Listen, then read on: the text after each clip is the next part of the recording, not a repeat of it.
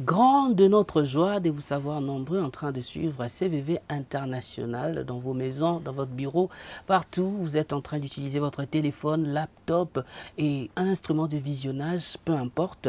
En tout cas, vous avez fait un très bon choix. Ici, c'est l'émission spéciale Café Chrétien 2024. Cette émission spéciale, bien sûr, est conçue juste pour vous, pour prendre quelques disciples ou messagères de Jésus formés ou en formation qui viennent passer pour dénoncer les œuvres des ténèbres qui leur avaient condamnés avant, ils étaient ensommeillés et maintenant ils sont réveillés. Sur ces thématiques que je suis en train de parler, bien sûr, du thème de ces cafés chrétiens qui est tiré du livre d'Éphésiens chapitre 5, le verset 14 qui dit « Réveille-toi, toi qui dors » dans sa partie A.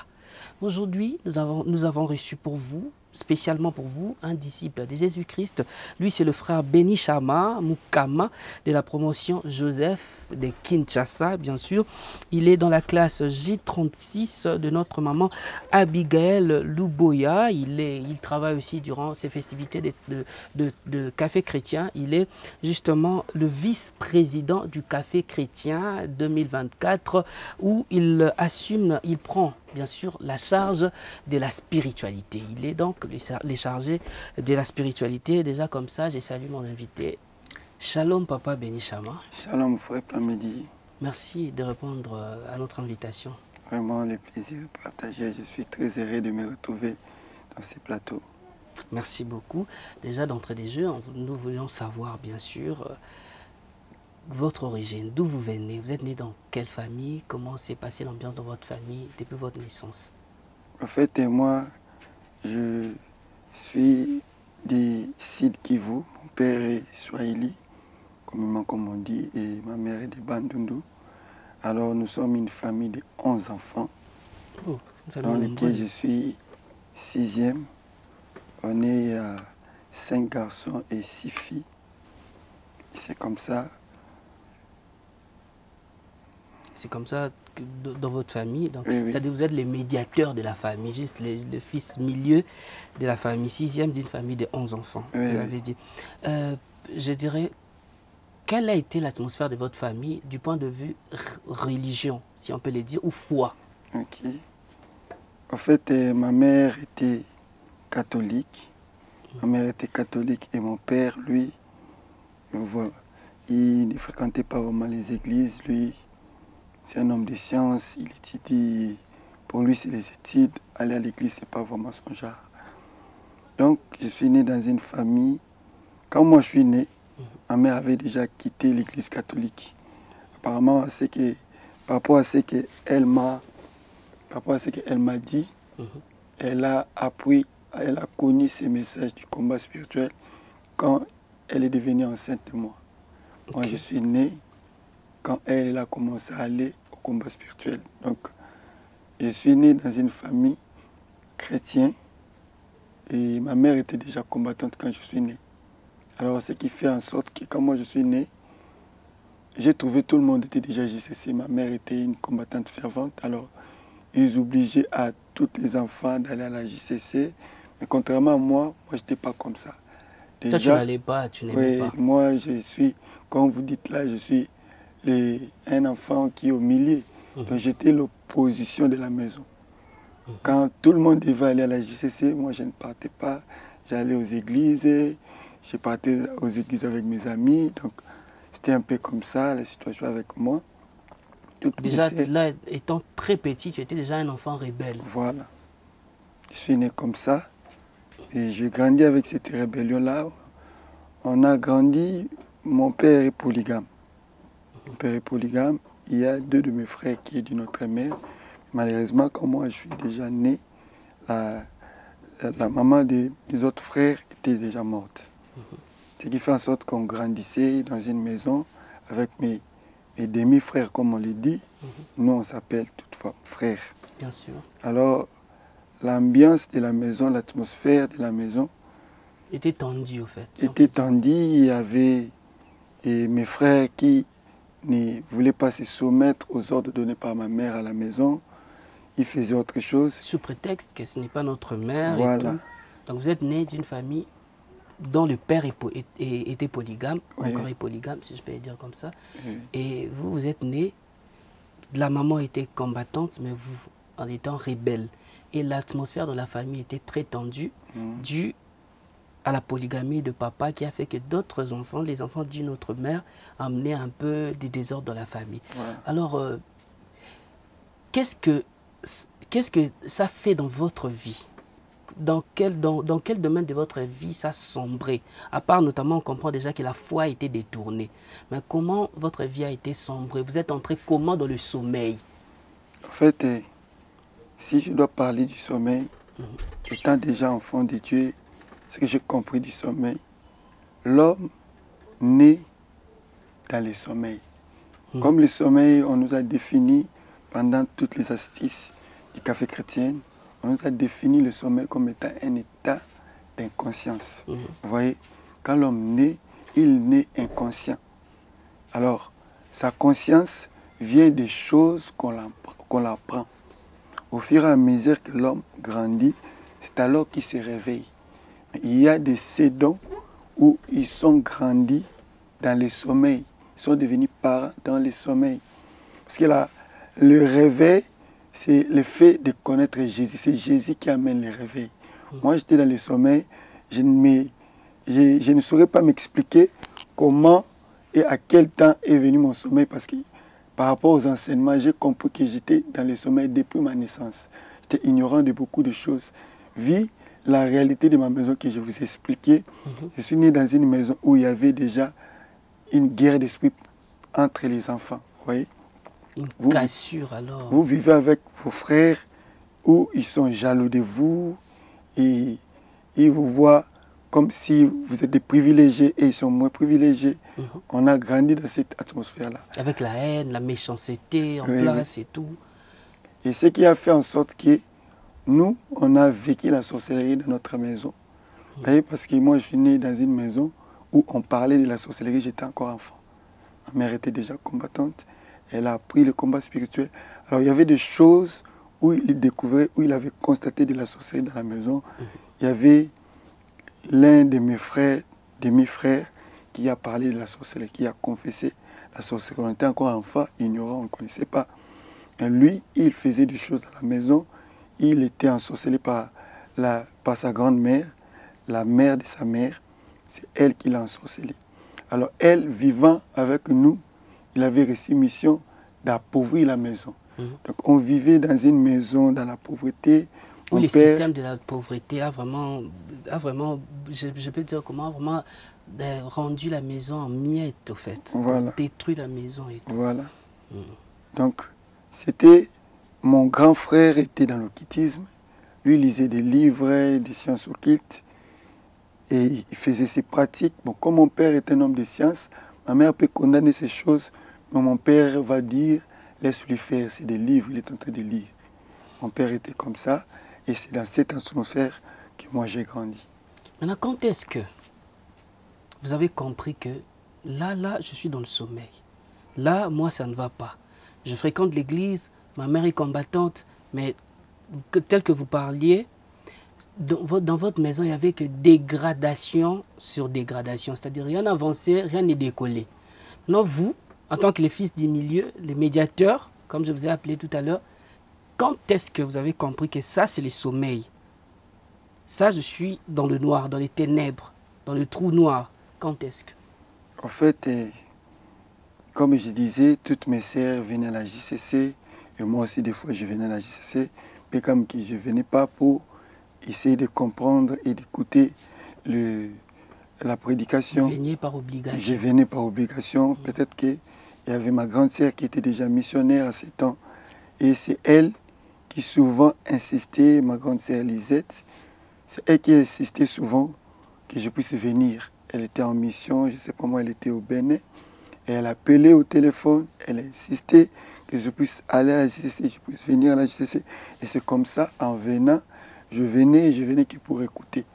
En fait, ce qui a déclenché le réveil dans ma vie, c'est parce que quand j'ai grandi, et c'est comme je vous disais, on a vécu dans une maison où la pauvreté régnait. Mon grand frère qui bloquait tous les commerces de ma mère dans la sorcellerie. Et on était vraiment dans la pauvreté. Alors, dans cette vie de pauvreté, il y avait des difficultés pour étudier. Pour étudier, pour nous, c'était un peu compliqué. Déjà, j'étais à l'école primaire, on me chassait à l'école, ce qui fait en sorte que j'ai étudié difficilement. Et j'ai grandi, j'ai évolué comme ça. Au fait, c'est influencé même votre comportement, j'imagine. Oui, oui, j'étais un enfant qui préférait aller et jouer au foot, faire des sports, des histoires pareilles, bien que j'étais un enfant très intelligent. Et c'est comme ça, j'ai évolué comme ça, j'ai étudié à côte-goutte, tu ne finis pas les années, puis tu sautes l'année prochaine. Et c'est quand je suis arrivé en 6e des humanités, sixième des humanités, c'est alors que, après avoir obtenu le diplôme d'État, j'ai commencé maintenant à vouloir étudier, évoluer, à entamer, aller à l'université. Et c'était devenu compliqué. Il n'y a pas quelqu'un pour payer pour toi les frais, tu n'as pas d'argent.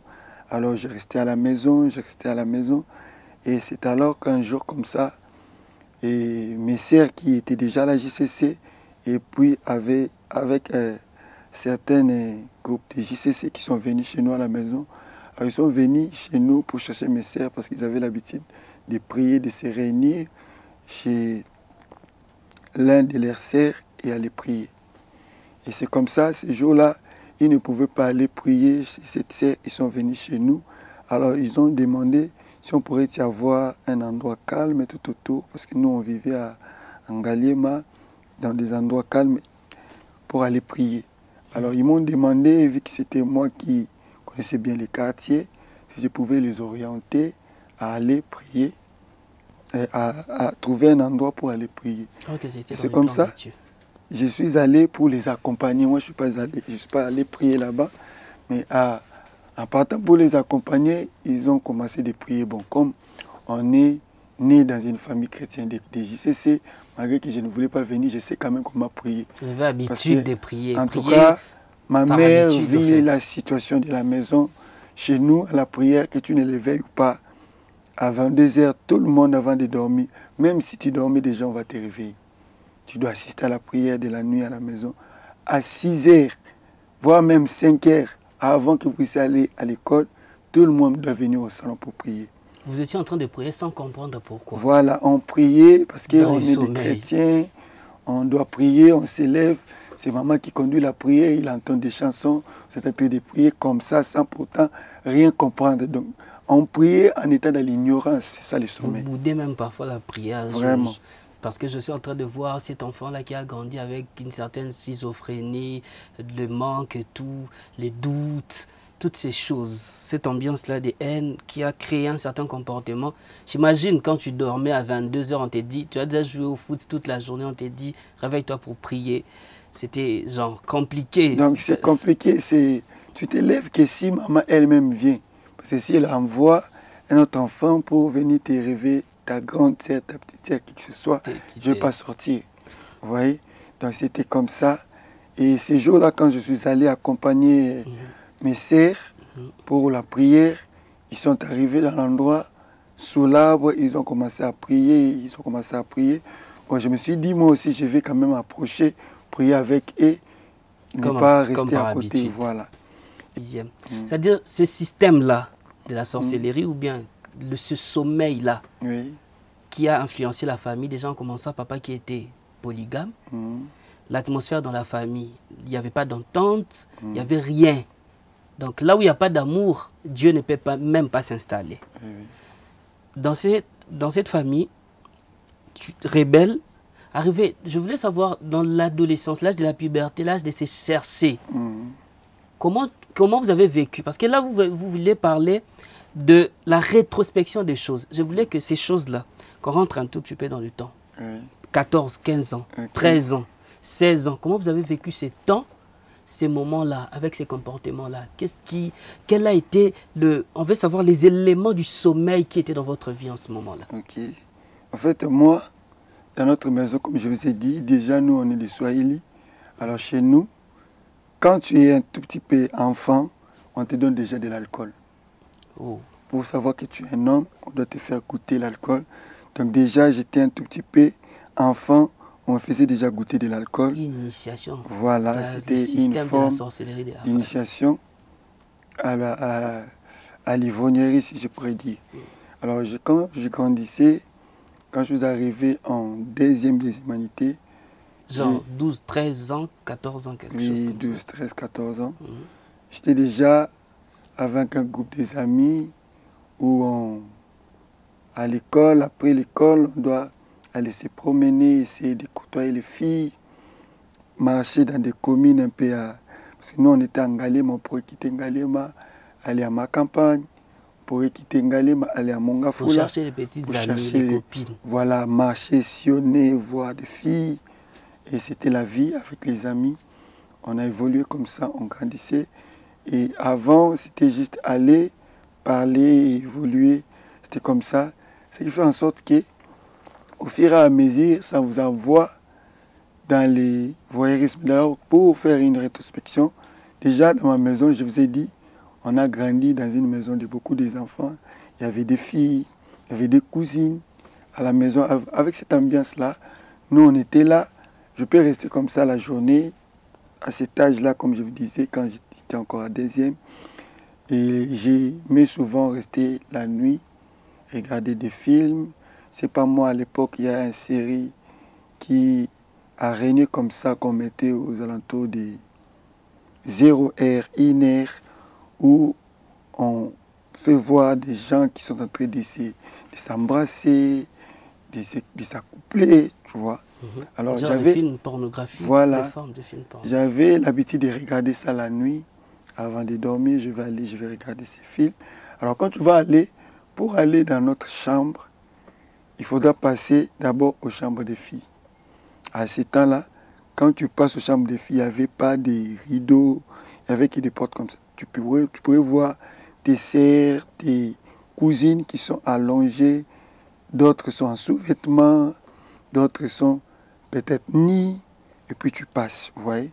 À chaque fois, j'ai regardé mes films et j'ai passé, Je regarde. Donc, en même temps, la pornographie qui a amené le voyeurisme, déjà dans la famille. Oui. Dans la maison, vu qu'il n'y avait personne pour contrôler qui fait quoi.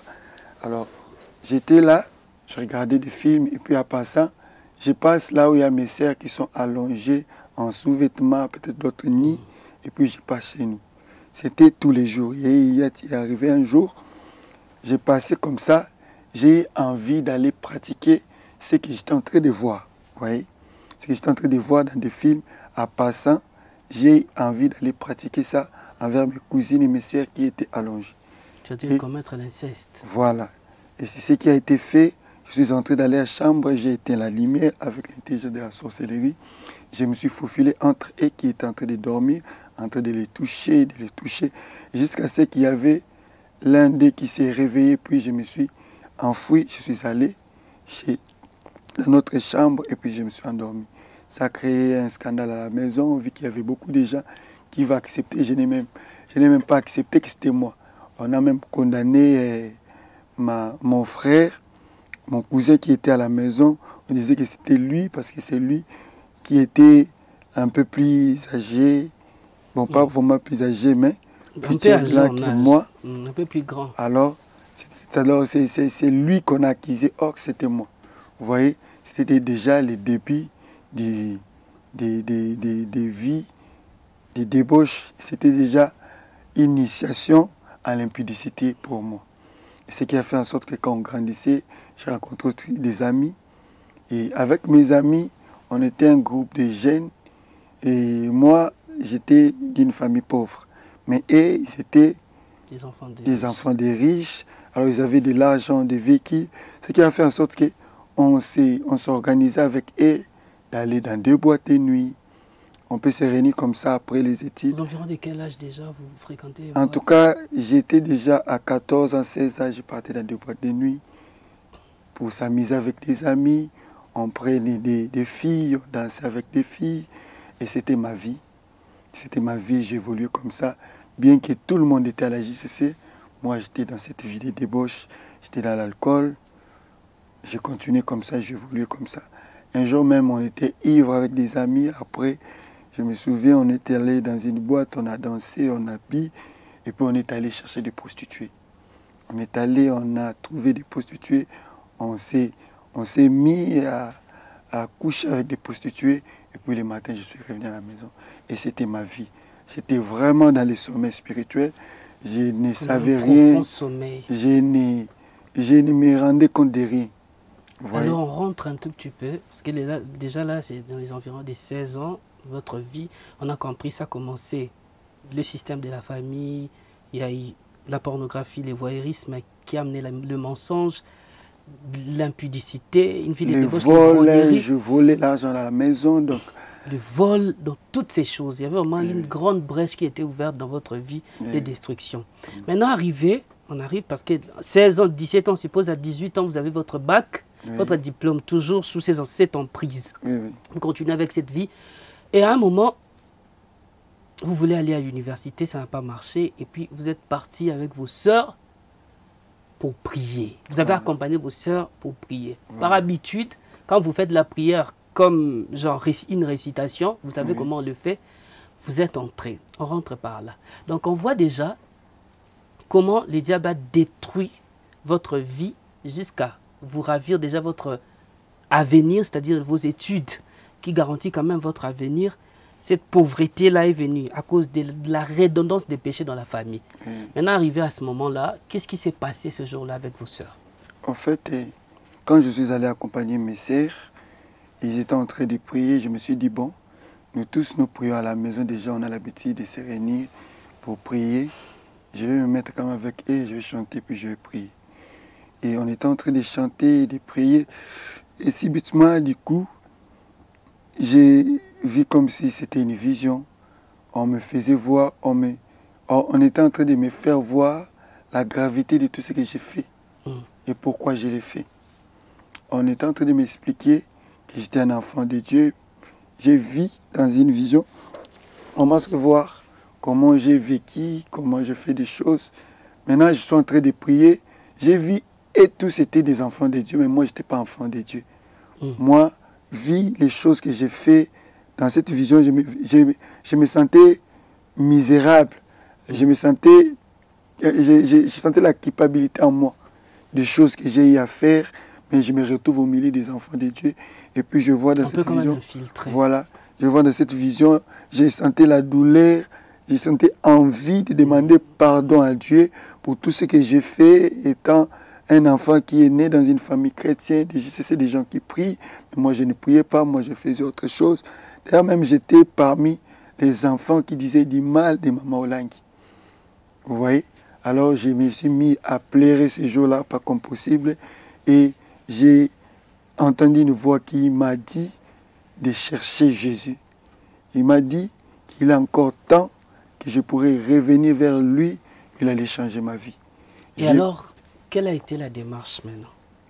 Quelle a été, après ces choses, hein, quand vous avez vu ça, quelle a été votre démarche ou encore quelle a été votre action?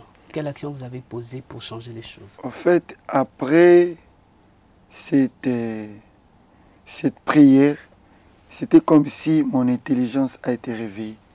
C'était comme si ma conscience était revenue. J'ai commencé maintenant à faire les bilans, voir dans la famille, regarder la vie de mes frères, commencer à me poser des questions. Pourquoi ces choses? Pourquoi je n'ai pas étudié? Pourquoi je n'ai pas eu la chance? Pourquoi? Et c'est comme ça que je me suis lancé à la JCC, venu aux enseignements, suivre les enseignements comme il faut, aller tous les dimanches dans des classes d'enfermement et j'ai commencé à chercher Dieu, aller dans des chaînes de prière, dans des groupes, dans l'intercession de la JCC, dans des veilles de prière. En tout cas, je me suis lancé à fond à la recherche de Dieu. Je voulais connaître pourquoi ces choses dans ma famille, pourquoi j'ai grandi dans cette atmosphère, pourquoi je devais faire toutes ces choses-là. Et c'est comme ça que le Seigneur a commencé à me révéler. Ma famille, le Seigneur a commencé à me réveiller. C'était quoi? Quelle a été la cause de toutes ces choses? J'ai vu un jour dans une révélation que j'ai vu, il y avait un moment donné comme ça. Pourquoi? Je vais parler de la révélation qui m'a expliqué pourquoi je devais vivre dans cette vie d'impudicité, dans la débauche. Alors, je me suis souvenu, j'ai vu dans un songe un fait qui s'est déjà passé quand j'étais enfant. Quand j'étais enfant, nous vivons à Lipen, en Galima, et ma grand-mère vivait à Limete, à, je ne sais pas moi, au quartier Ndanou, je crois. Et là-bas, ils étaient tous près des rivières de Manjil. Oui, la rivière Njil. Alors, quand on partait souvent en congé là-bas, difficilement, bien que ma mère ne voulait pas qu'on puisse aller à congé, c'est la grand-mère qui était sa maman. Alors, moi étant petit, je pouvais même réunir mes effets et je fuis, je prends mon réfugier chez la argent. grand-mère pour avoir une certaine liberté. Voilà. Parce que c'est la vie de beaucoup de jeunes adolescents. Parce que Donc, les grands-parents ont une certaine, si je peux appeler ça, permettez, une légèreté, oui. un laisser-aller dans ce sens. Donc, je voulais un peu aller là-bas, voir, vivre dans la liberté, comme tu venais de dire. Alors, une fois, je suis allé chez la grand-mère, et puis là-bas, mes cousins et mes cousines m'ont amené à aller se laver à la rivière Njili. Vous voyez? Alors, quand on est allé là-bas pour se laver, alors, ils savaient comment nager, et ils savaient... Moi, je ne savais pas encore comment nager. Alors, quand je suis allé là-bas, on était en train de se laver, j'étais en train de suivre mon frère qui était en train d'aller un peu à la profondeur de l'eau. Et comme j'avançais, c'était comme si j'ai glissé. Et je me suis enfoncé dans l'eau. Je commençais à... Je ne sais pas moi, je commençais à... Tu allais te noyer. À se noyer. Vous Vous voyez? Et subitement, j'ai senti comme si une chose m'a sorti des eaux. Vous voyez? Et je suis sauté comme ça. Il y avait mes frères qui m'ont tiré, qui m'ont fait sortir de l'eau. Ça, c'est dans une vision. Ça, c'est la réalité qui s'est passée avant.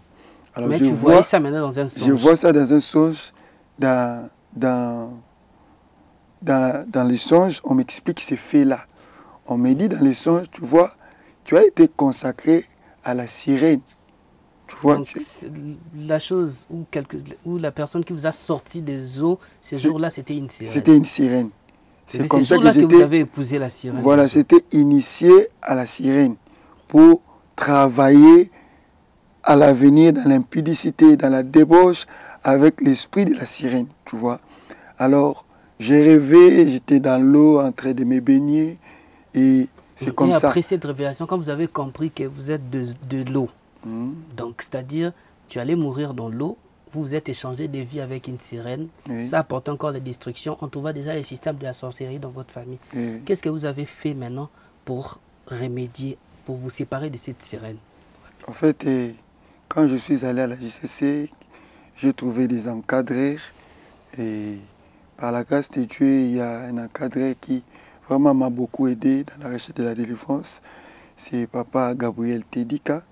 Quand moi je suis venu à la JCC, c'est lui qui était un peu familier avec ma famille et c'était une encadreur. Il était attaché avec, il était un peu proche de ma sœur qui était missionnaire. Alors ma sœur lui parlait souvent de moi et c'est comme ça qu'il m'aidait dans la délivrance. Il me faisait entrer dans des jeûnes de 3 jours à sec et il me faisait passer à la délivrance. Il m'envoyait des fois quand lui il était en mission. Il m'envoyait vers d'autres kirés. C'était comme ça que j'évoluais petit à petit, progressivement. J'avais des révélations en révélation. Jusqu'à ce que Dieu vous a réveillé de ce sommeil profond dans les profondeurs des eaux. Oui. Merci beaucoup, Papa Béni Chama. Nous pensons que c'est ça vraiment, c'est l'essentiel, c'est le point focal de votre témoignage. Je pense que quelqu'un a compris la différence. Il a compris comment est-ce que vous êtes entré dans ces sommeils qui faisaient une répétition d'événements néfastes, qui ne faisaient que détruire votre corps, votre âme et votre esprit. Donc, qui avait même tué. Vous étiez un homme mort spirituellement. Oui. Donc, comme notre thème est en train de dire, donc réveille-toi, toi qui dors, relève-toi d'entre les morts, et Christ t'éclairera. Donc non, moi je suis, tu vois, parce que dans ces choses, tu te sens un peu, tu as le pouvoir sur les femmes, sur les filles, cette influence. Or, ça émane d'une certaine influence, d'un certain système, et vous étiez un poisson, vous étiez quelqu'un qui était de l'eau. Donc quel est le conseil rapidement? En fait, si je pourrais donner un conseil aux frères et sœurs, parents qui m'entendent, et la vie d'un homme sur terre est une vie de combat. Si tu es dans le sommeil, tu ne sauras pas combattre. moi, Dieu m'a fait grâce à travers ma famille, à travers ma mère, de connaître Jésus et de se réveiller du sommeil. Ce sommeil a failli détruire ma vie. Ce sommeil m'a amené à vivre une vie sans avenir. J'étais déjà un homme où à peine était en 6e primaire qui ne savait pas lire. Il ne savait pas lire, il ne savait pas écrire. Vous voyez un peu, quand vous êtes ignorant des choses que les ténèbres ont mis en vous, les systèmes de la sorcellerie de votre famille, vous ne saurez pas marcher, vous ne saurez pas évoluer. Du coup, vous serez en train de vous enfoncer et vous enfoncer.